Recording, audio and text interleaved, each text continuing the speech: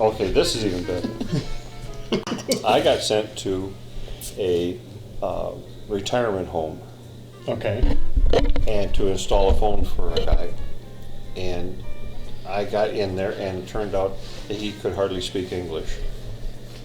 And so we got talking and I saw this picture on his TV. And I said, "Is this your daughter?"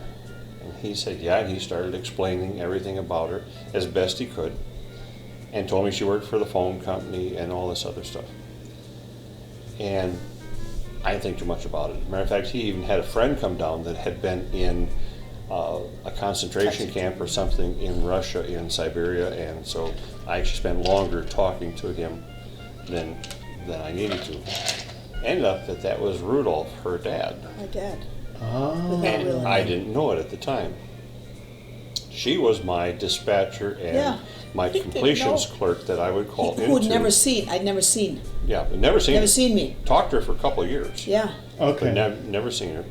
And I would call in and complete off my orders and everything else with her.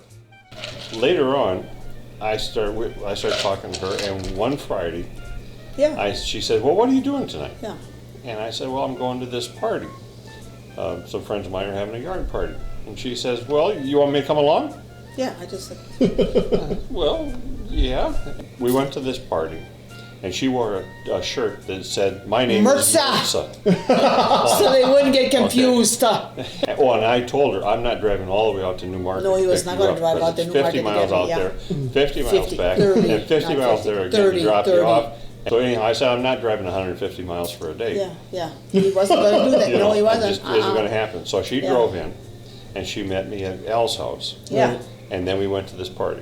Afterwards, we get back to Al's place, and I wanted to invite her in for a drink or whatever. And instead, she jumps out of the car, gets in her car, and I walked over and stuck my head by the window, kind of confused, and she reached out real quick and gives me a kiss and says goodbye and took off. Because I had to drive all the way home. I had a long drive. I walked in the house, and Al is sitting in the living room, and he says, "How was your date?" And I said, "I don't know." And he said, "Well, do you like her?" And I said, I don't know. He said, "Well, where is she?" And I said, "I don't know." I was gone. And he said, "Did you get drunk and belligerent?" And I said, "I don't think so." So anyhow, we started dating after that. And that was your first date? That was our first date.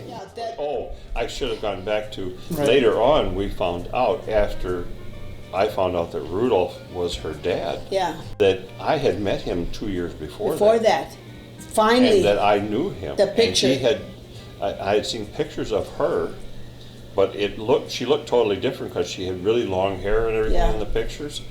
But anyhow, that's how we met.